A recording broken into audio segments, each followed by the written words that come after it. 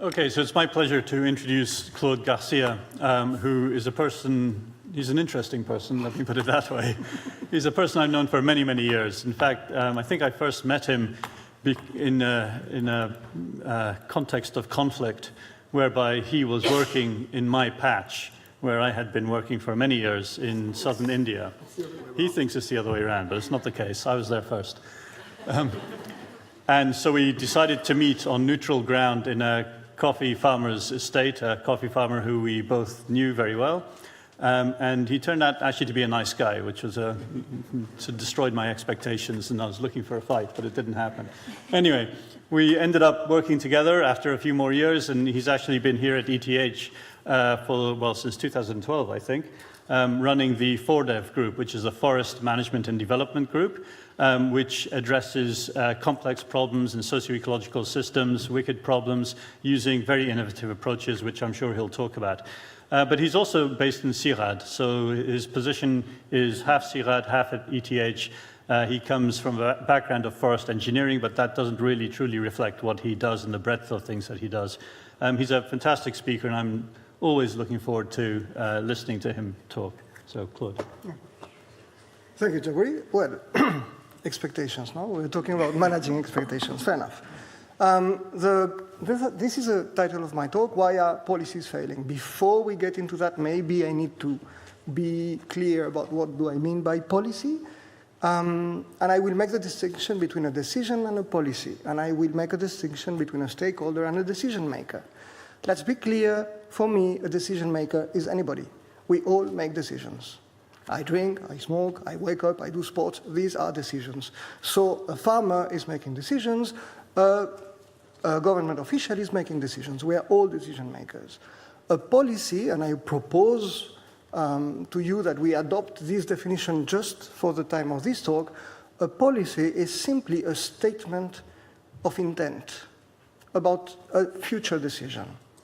Let's leave it at that. I know that it's possible to define policies very differently, but just let's stick to that definition for the time being.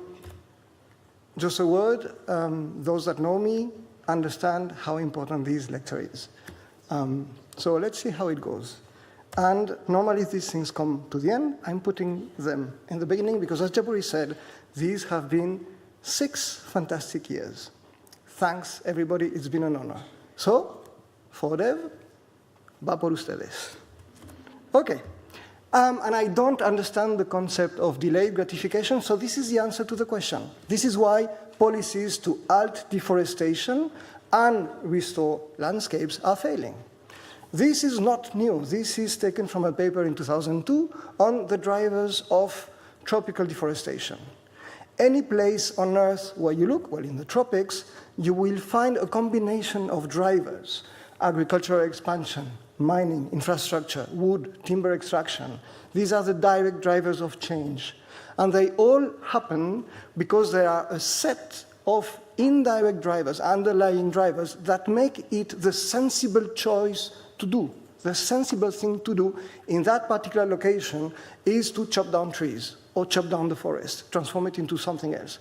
And it will be demography, it will be economic factors, you will have technological elements, you will have cultural and governance elements. No matter where on Earth, this is your answer to that question. 2 things: it's messy, it's complex, what do you do with it? It's not clear. So maybe the question is not as useful as we think it is. Okay, let's continue. Yesterday, we saw this slide so many times that I thought I would take it off, but I actually feel bound to put it. Somebody said yesterday, pledges are just pledges. The Bond Challenge is a pledge. It is, as I said, a policy. It's a public statement about future actions. And we have pledged millions of hectares to be restored. And I will not be the one saying it, but I give the floor to our colleagues from the Forest Alliance, who in their report earlier this year, they said, so we have the Bond Challenge, we have the New York Declaration, we have all the zero deforestation commitments that these 58 largest companies are taking, and the review of progress is sobering. What do they mean by that? These policies, these statements are not, obviously, not having an obvious impact on the ground. This is a graph that I just built by extracting data from the FAO day before yesterday. What you have here is the global changes in forest area since 1990 in millions of hectares. So you see a downward slope. It means that despite our commitments, despite our concern, despite our best efforts, and I am not questioning the willingness or the amount of money that is put forward to change that course, either to restore landscapes or to halt deforestation, what we do see is that the rate of tree cover loss is, if not stable, increasing.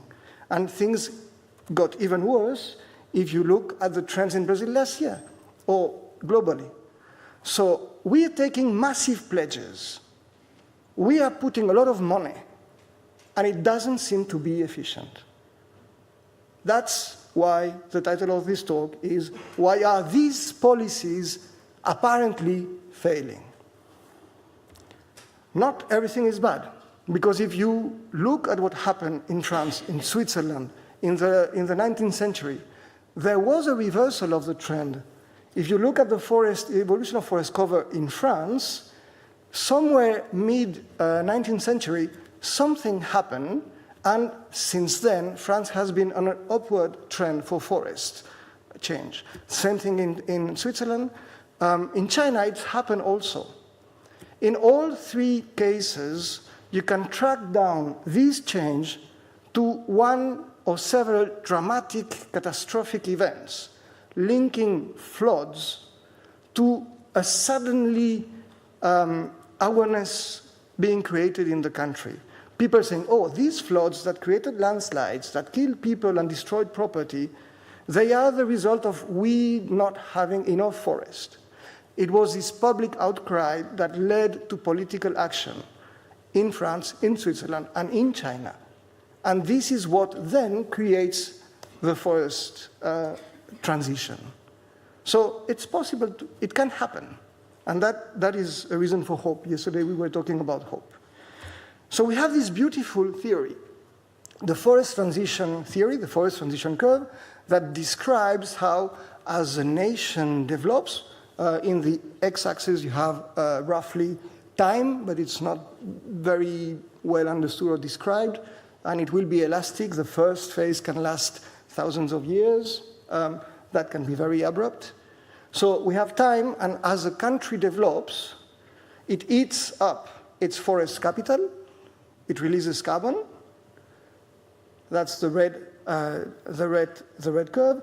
There is a phase of intense degradation, and the theory says there will be something happening, as I just described, and things will improve if you're looking at carbon.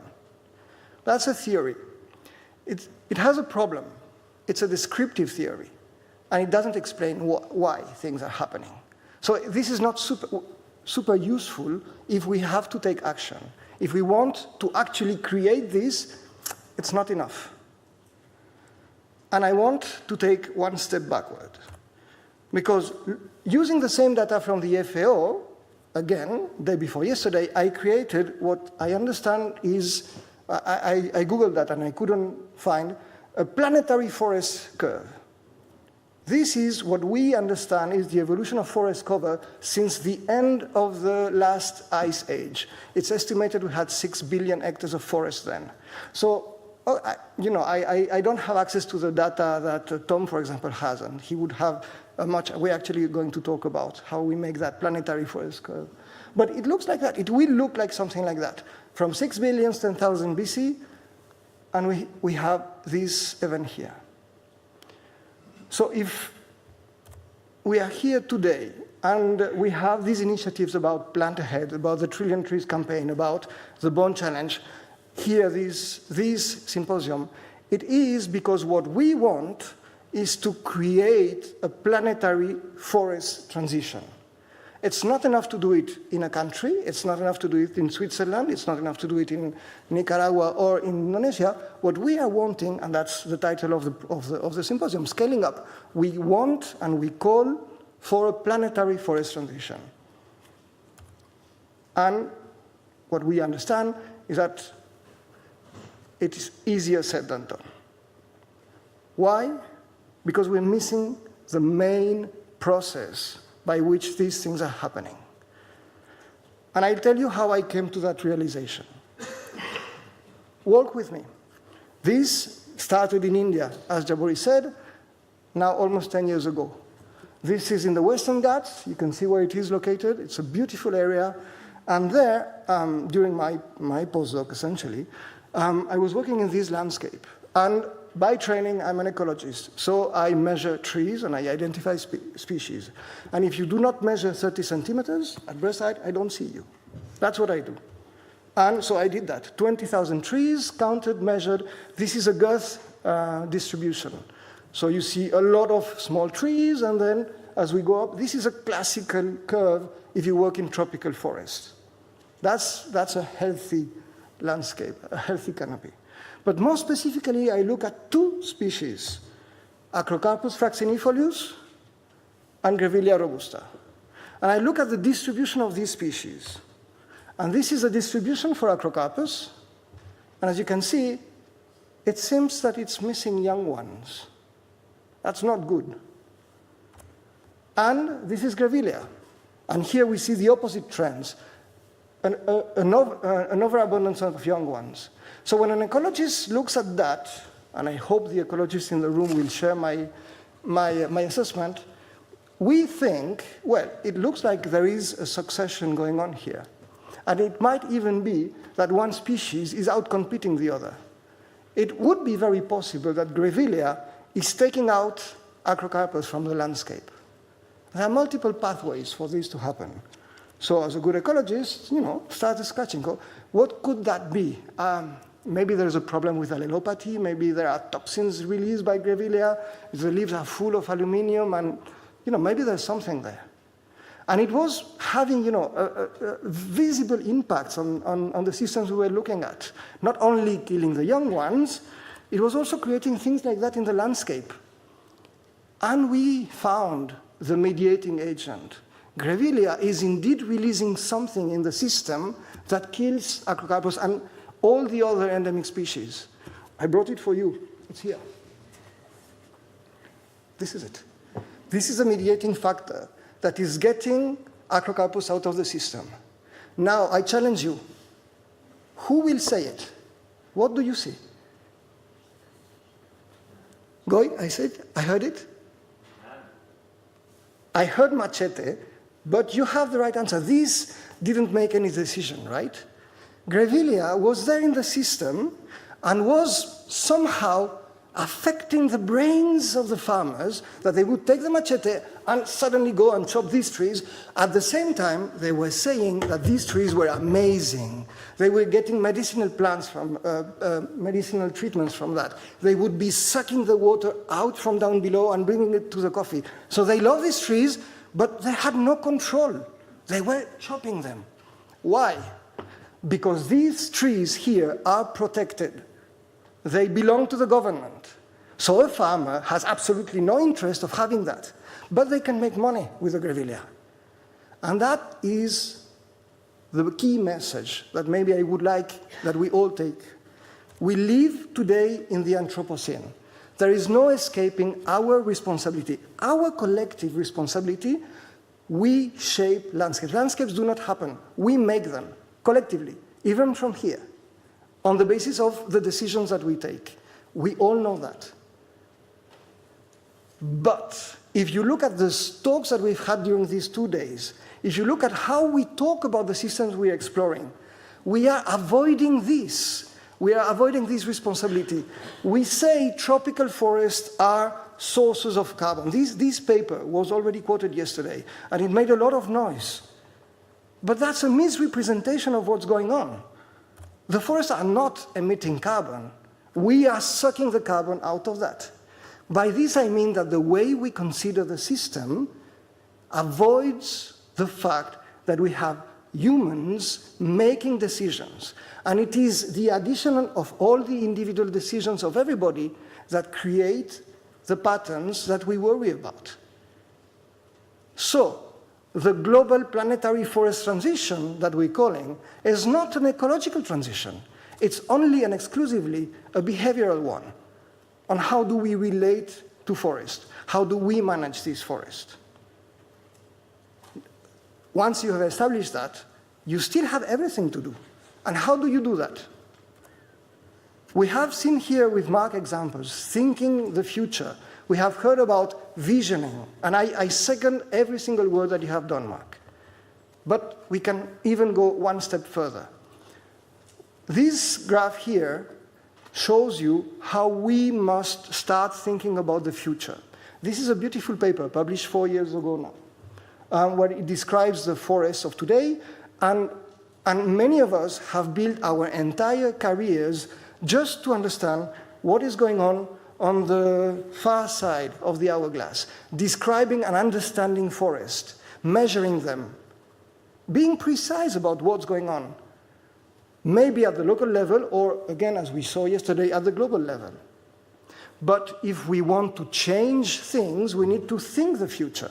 I'll go back to that in a second. And the future of these forests might be something completely different. We might no longer even recognize them as forest. But what they will become, and Robin, you were showing a slide like that here yesterday, what they will become is constrained by two big drivers. Climate change is one, and the forest of tomorrow, or in 100 years, will be different because the ecological and the climatic conditions will have changed. But even before that, there is the land use change. This is the decisions that we take. And that's the first bottleneck, the first red string. And unless we collectively find ways with this blue cane to release that nuke, we will not have the capacity to decide what is the future for the forest. So when we want to scale up forest restoration, what we effectively try to do is how do we make some futures more plausible? How do we make some futures more probable than others? And that is the task that, with my research team, we engaged in the last 4 years with this project, trying to understand what was the future of the forest of the Congo Basin. One thing is to want to go global. We were very modest. We said, no, the Congo Basin is enough for us. And that was a 5-year project with partners from academia, but also from outside academia.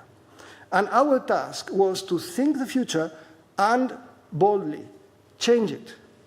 We do research for impact. We wanted to be able to demonstrate that through our research and through our actions, we would have changed the future of the forest of the Congo Basin. So you follow me to India, and now we're going to the Republic of Cameroon. It's a small country. It's not well known. It's just right there in the middle, and it has powerful neighbors that have a lot of problems between DRC, Congo, Gabon, and all that. And this is what the Republic of Cameroon looks like from space. In these 5 years, we were extremely lucky that we had access to very good time series and very good data. So we could actually count and measure the evolution of carbon in that landscape since the last 50 years. And this is the forest transition curve for the Republic of Cameroon. As you can see, in barely 60 years, they moved from a little bit more than 620 gigatons of carbon down below to 450. And apparently it seems that in 2010, the transition happened over there. So that was already something interesting to discuss. So we spoke with all the CEOs of the companies that were acting there. We spoke with the government. We spoke with the World Bank. And we analyzed this figure. And we tried to understand what was going on and what were the strategies and how they ended up with that system. But we had also access to data that was not as nice because we were also monitoring the evolution of biodiversity. And so we were looking at the IUCN habitats and the entire country. So we had access to citizen science. So we had really a good coverage. And we could see the evolution of biodiversity going down. You see the intact habitats going down. As time unfolded, the habitats became more threatened, and some of them were even destroyed completely. So we ask, the people that were making these landscapes, are you satisfied with your outcomes? You've created a job, you've made money, benefits were distributed to your shareholders, but you also created that landscape. Are you happy with it? And they say, we wish we knew now, we wish we had knew then what we now know. We wish we would have understood the importance of monitoring, the importance of doing proper inventories, the importance of knowing what you have before you can manage. We wish we had known the importance of trust and transparency in the way we interact with the government. We wish the government had done better. And that's why I love working at ETH, because then we did something amazing. We took this time machine, spin-off from ETH, and then we took the same people 50 years back in time. And they relived through the experience. And in 50 years, they created a completely different landscape. As you can see, armed, equipped with this better knowledge about what's going on, they did things differently. And the forest transition happened almost 30 years earlier. And the level of carbon, the level of biomass, the level of forest in the landscape remained stable at almost 550 gigatons of carbon. And that they were super happy and proud about that. And more importantly, look at the results in terms of biodiversity. They still destroyed some. They still lost endemic species. These ones specifically because they were on top of an iron deposit. And collectively, they decided that the jobs and the value that the mining there really outbalance the conservation value of only these species. But look at the green trend. It was completely eradicated because they knew what they were doing. And the conclusion we drove from that amazing experience is that the Republic of Cameroon achieved its forest transition 30 years earlier than it should have, entirely through voluntary agreements by the logging companies and the mining companies, without central planning. There was not a government imposing targets, and without external intervention by the World Bank or the FME. They did it on their own. And this is Cameroon. Of course, you've understood it. What we've done, it's just a game. This is a game session that we did in Brazzaville. We got representatives from Total, from the government of Gabon. We had experts, and we invited them to become the CEOs of logging and mining companies operating in this landscape. And they played for 3 full days. First day is the first game session that you saw. The second day, we discuss and analyze the strategies that worked, the money that they were spending in restoration, the money they were spending in conflict alleviation with local communities. Were they satisfied with the outcomes of the strategies? No. Why? We collectively understood how the system was working, and then they played again. And a game session looks like that. And it takes, I envy the people that can press enter and access the supercomputers at ETH, and they have four days of calculations in parallel. I need human brains, because in the models that we develop, we have real humans with all our free will, with all our emotions, with all our cognitive biases. This is integral part to our models. But then I need 20 people and 3 days. So it is expensive, and it is difficult. But it yields amazing results. So it's just a game. So it's cool. It's just a game. I wonder if you've ever played poker when there's $1 million on the table. If you had, I've never. But if you had, you would never say it's just a game. So yes, this game mindset is just a game, except if the stakes are real. This is the Motion 65 passed by FSC in 2014, calling for the integration of intact forest landscapes into the standards of FSC. This challenges the economic viability of the logging companies in the Congo Basin. So it is just a game unless there are high stakes on conservation, on jobs, on royalties being distributed to local communities, on shareholders waiting to get the benefits from the logging operations. It's just a game unless the players are actual stakeholders in the policy process that you're trying to intervene. And this is what they did. FSC, for 2 years, had been trying to secure an agreement on this policy, on the integration of IFL in the standards of FSC. 2 years, stalled negotiations. We discussed yesterday, it's not enough to bring people to the table to have a success. Discussions can diverge. With the use of the game, in 3 days, they reach an agreement. Here, you have sitting at the table conservation NGOs, governments, representatives of local communities, companies. They are mandated and talking on behalf of the people they represent. They were mandated as negotiators with power to make decisions. They played, they understood, they didn't learn anything new, but they understood things differently, and they agreed. And on the basis of this better understanding, they could negotiate an agreement which has been ratified in April this year. It's just a game until it becomes serious. So, what I give you here, Stephanie, this is for you, this is our answer to the questions you're asking.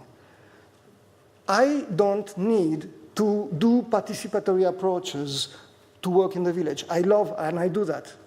I need to do participatory approaches, so I do a bottom-up discussion with the donors, with the government officials, and with the CEOs of the companies.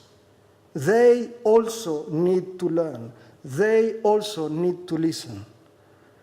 This paper in 2014 with the hourglass, I should have read it carefully because it took me 4 years to understand that the forest transitions that we were looking for in the Congo Basin are not ecological, but social ones. Transitions in the way in which these forests are exploited. See, here again, we avoid saying who. Transitions in the way in which humans manage this forest. So we have to look at how social norms are made, how behavior changes. The transitions, if we want to scale up restoration, the transitions will not happen through a gradual change of values of suddenly everybody understanding the importance of biodiversity. That's not how social change happens. Social norms change, actions, decisions are based on 2 elements, values and what we understand of the world. And a policy can have as an objective to change not the values, but what we understand of the world. If you can change that, and this is way easier than to change the values, then you will have an abrupt transition in behavior. If you want to create a planetary forest transition, stop working on the values. That's my advice. Recognize them, by no means. Recognize them, give them respect, but do not work on that. Why? Because our values define who we are. If you try to change my values, I will resist. But we all know what is the expression of surprise, no? I can even do it. I'm surprised. A surprise is simply the emotion that we feel when there is a mismatch between our understanding of the world and what I perceive. We know it, it happens every day, and this is when the mental model of the system is updated. We will not resist changes in that. And that's where I think it will be much more efficient, and that's what happens in the games. We never say it's good or bad to destroy biodiversity. We do not touch the values, but people explore how the system works. Models, because they break the illusion of understanding that we all have. And the more expert we are, the more senior we are, the more dogmatic we are, and the more we think we've understood, and the less eager we are to listen. And games, because games are the best tool I know to explore strategies, to try things out in a non-threatening environment, and I can fail miserably. It's just a game. And also because it's through the game and the discussions that happen afterwards that learning happens. I repeat, it's not a question of new knowledge, it's a question of understanding. It's a question of becoming conscious of what's going on. It's a question of seeing things from the perspective of the others. And using the models helps move on that pathway between where we are today and the vision, where we want to go. I will not show these. My final statements: why are policies failing? Because the planetary forest transition that we call is social and not ecological.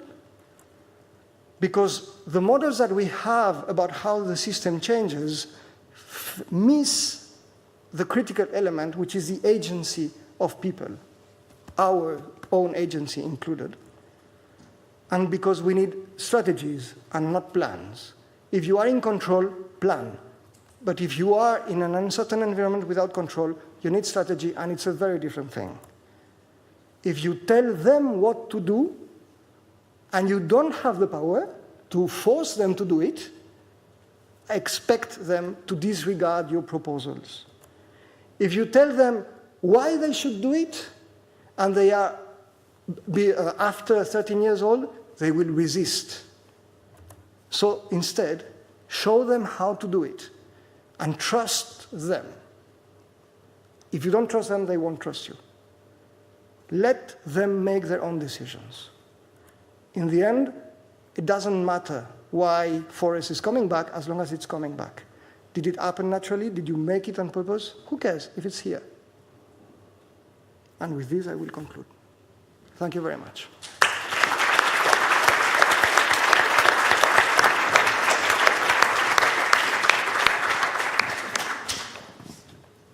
Okay, thank you, Claude.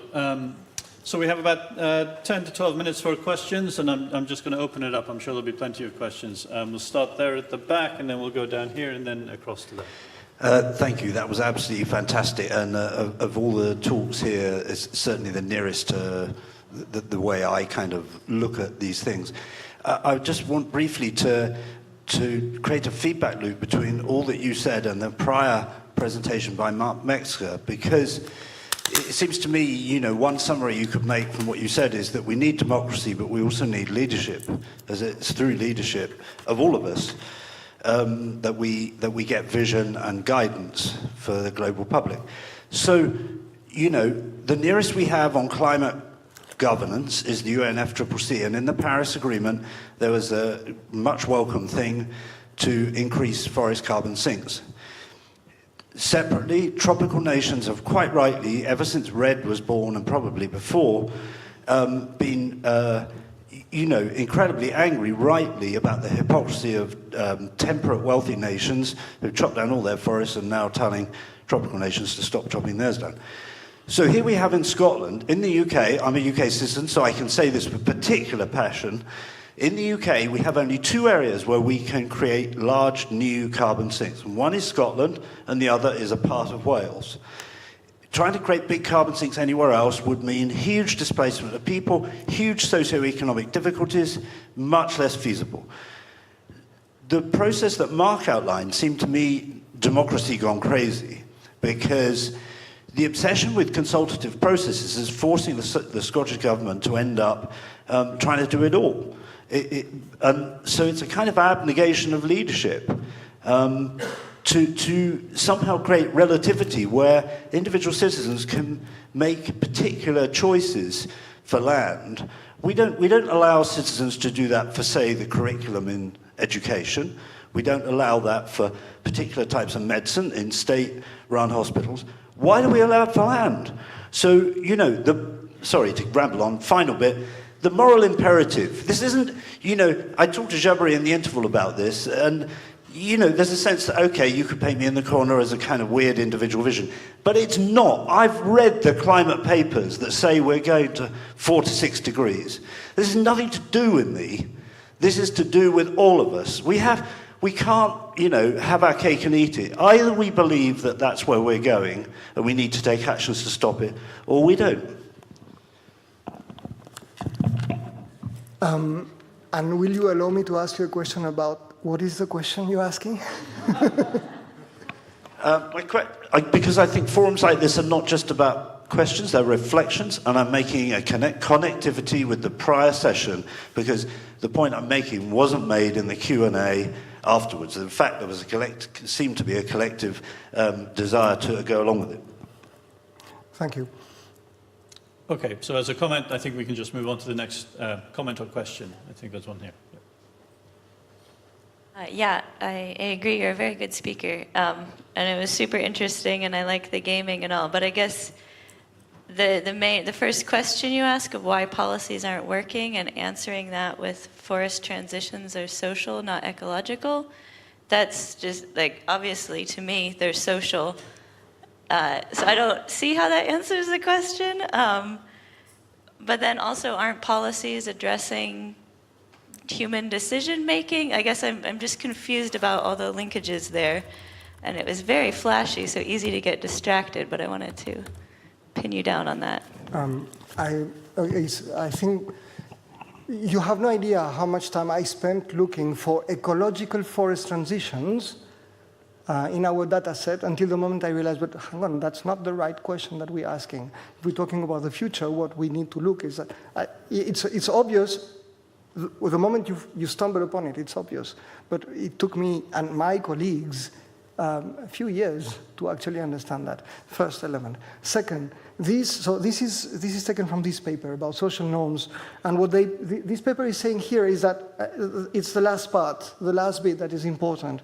A powerful role for policy is to provide reasons for people to change their expectations. Expectations is not what I want. Expectations is what I think will happen, and specifically what I think you will do.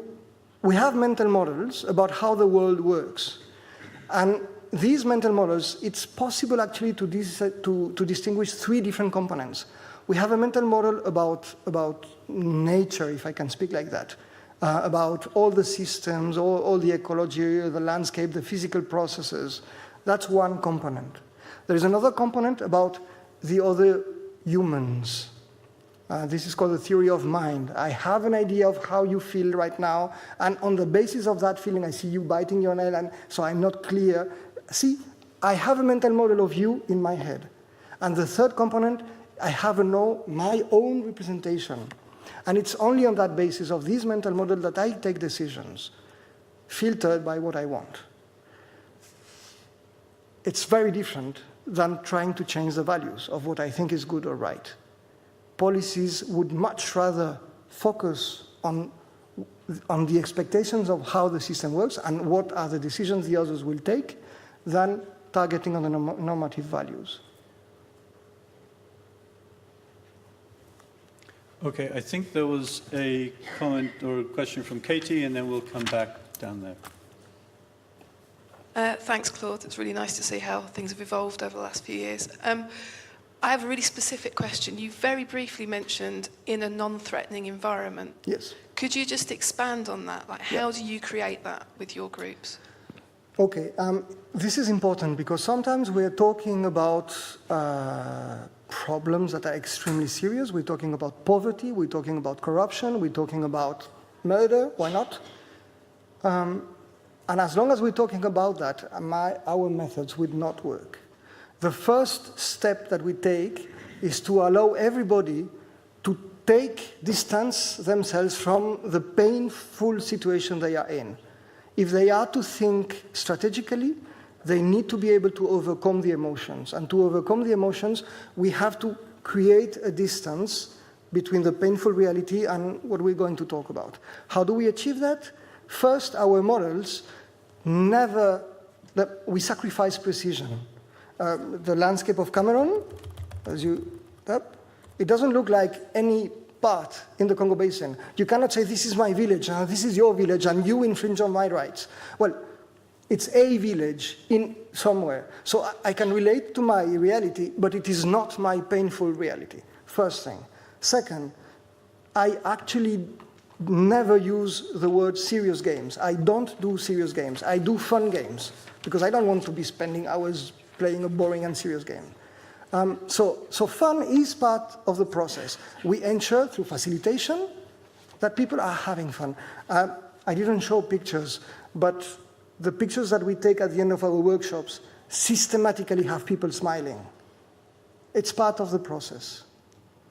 And, sorry, not always, because if you lose and if you remember that you lost because that player, double played you and you really lost everything, you can be very upset. extremely upset. I've seen people shouting in these sessions. So what we do is that before we start talking about what happens, we say, hang on, how do you feel? So we give room for people to express their feelings of frustration and anger. And only once they've been able to overcome that and express that, then we can start analyzing what happens. These are all the ways by which we create non-threatening environments. Okay, there's a question there in the middle, and then we can come back down to Stephanie and then Sabina. Thank you. It was really nice to listen to you and to see these new perspectives.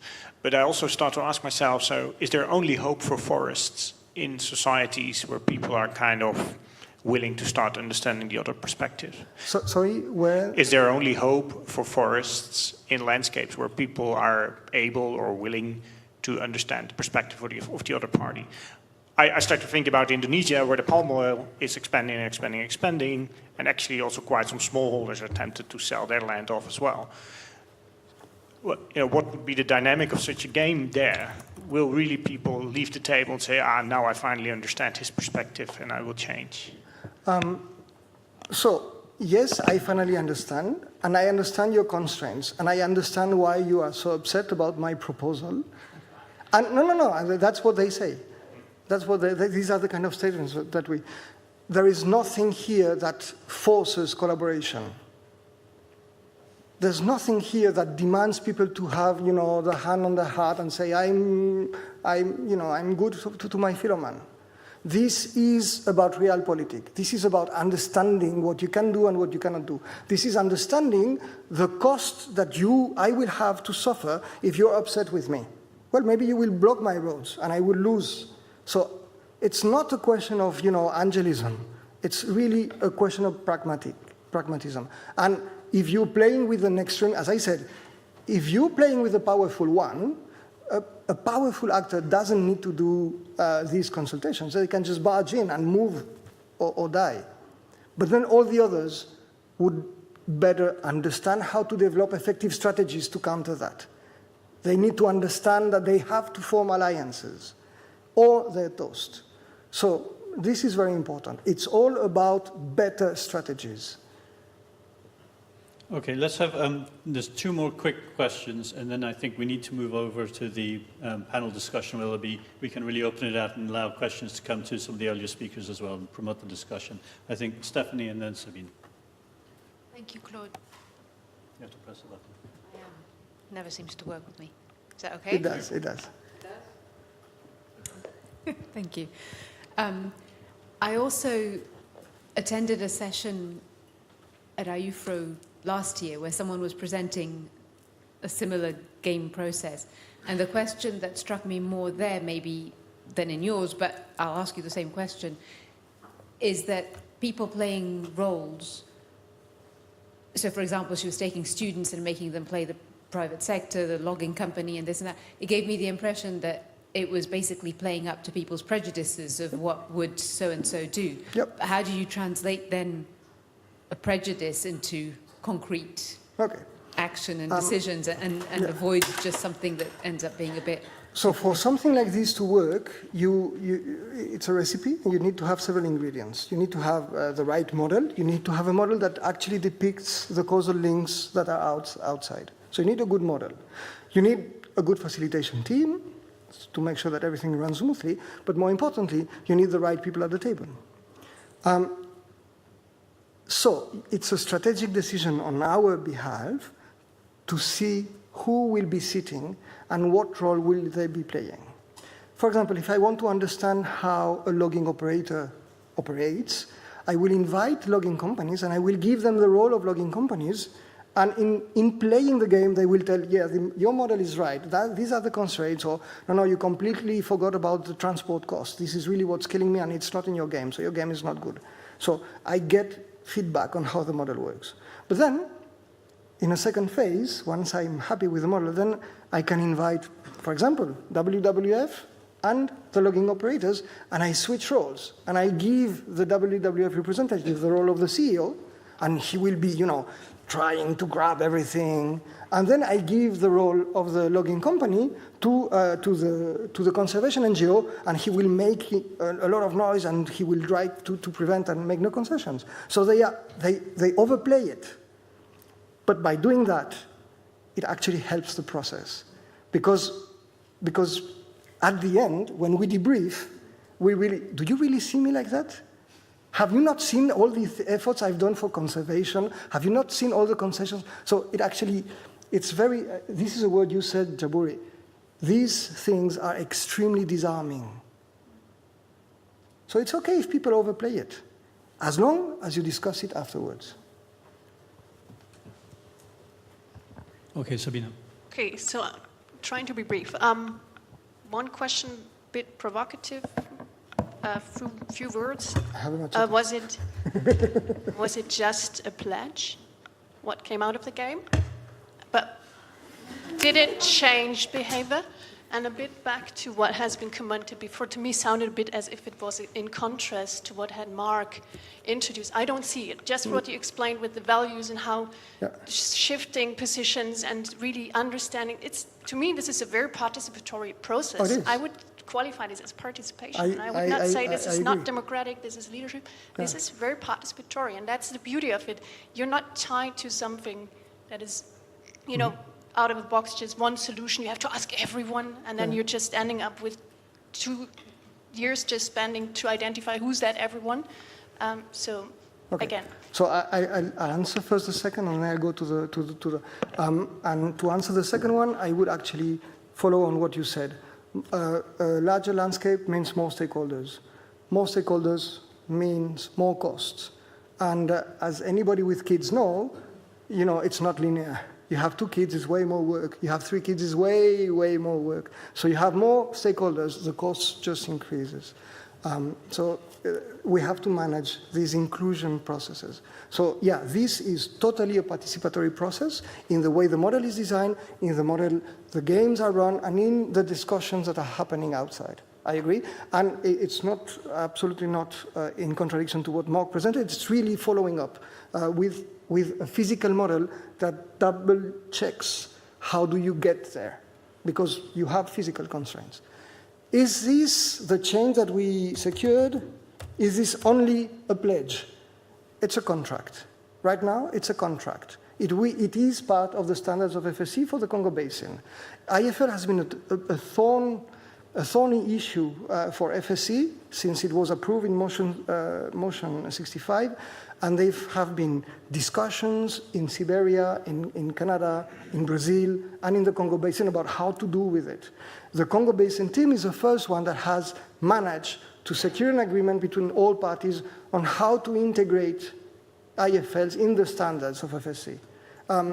It remains to see how these standards are now going to be implemented. But it is now the standards of FSC. So it's a change in policy.